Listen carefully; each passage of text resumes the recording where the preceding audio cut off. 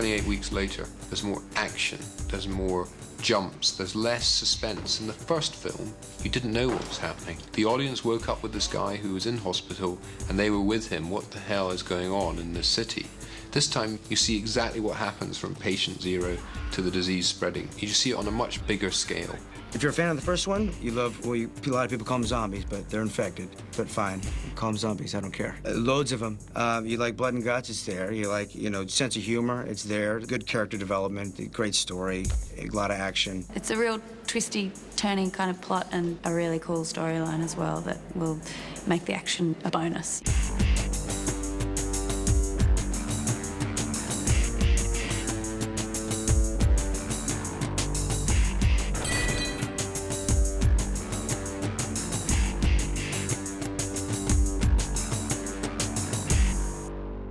The action sequences in the film have been quite exciting to look back at, actually. And it's funny, it's one of these things that, of course, you see that in the script. Because I'm an actor's eye rather than a filmmaker's eye, you're not quite sure how that's ever going to turn out. It's been enjoyable, certainly, to take part in them, and as I say, to see them back and see how they all look, and suddenly realising there is partly an action film, It's very physical. Yeah, I find it quite tiring, because constantly trying to build up that fear within a scene. For example, in this film, the infected, the zombies, are constantly attacking. So constantly having to sort of play fear and the energy required for that, take after take. It's really quite exhausting, but it's good fun. It's horrifying. You okay? The action scenes they're kind of tiring, yeah, just physically, because you've got to run around a lot, and my character gets shot in the leg, so I've got this limp that is driving me crazy because I have to keep up with everybody else as we're running around, and also we've got guns and things like that, so injuries and weapons can make it a little tiring, but it's really fun. I love doing physical stuff.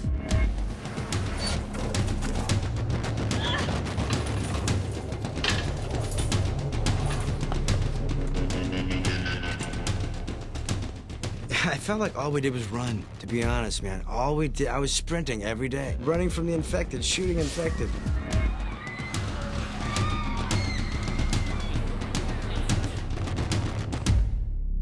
The main challenge for me was to make it real, to make this story real. If I put myself as audience watching the movie, I would love to see a movie that you could smell the characters and the environment, and you could feel that story could happen really close to you. I thought it looked really exciting, really different, especially the situation that a 17-year-old girl would find herself in. Some quite shocking sequences. There's a moment when Tammy is just crawling through lots of corpses on the ground, and the idea of that is quite mind-blowing, just being surrounded by just dead people, and so it's kind of just sheer terror. And just disgust. The smell would just be terrible as well. It's just death and corpses surrounding her everywhere. So I think that was quite a challenging moment, just to try and actually put yourself in that situation.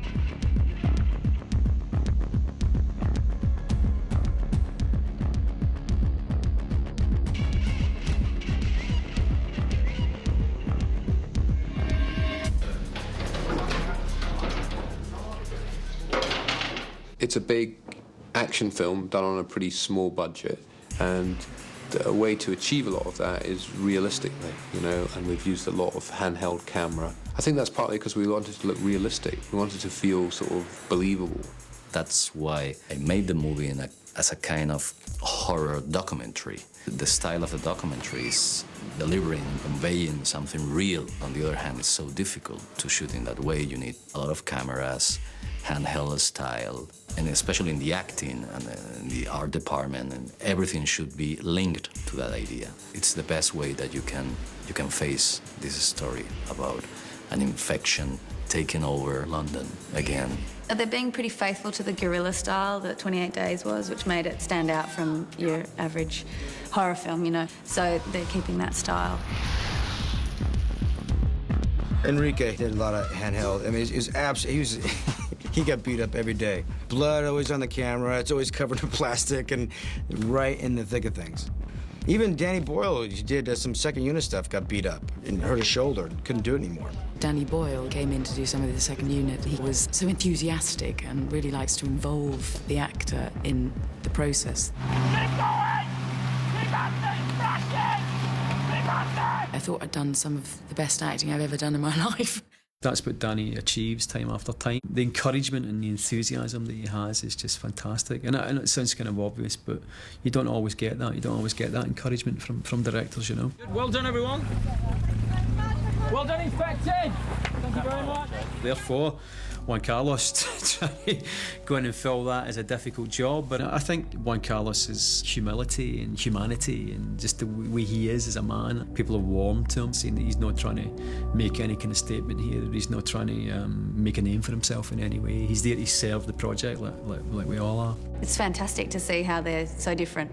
And I think they're both wonderful in both their different ways, you know, whereas Juan Carlos is just very good with human behaviour. For me, it was a big challenge making this movie, especially after the first one, because I think 28 Days Later was a new benchmark in terms of the horror movies, so that was the big challenge for me. When he first described how he was going to do the film, it was this idea of this father figure. The film begins through his eyes, if you like, but it's got this idea of looking at this thing of enormous value to the world is centred in this family, and it's played out through the family drama, if you like. And Juan Carlos Fresnadillo was a great man to hand the baton on to. Thank you, Danny.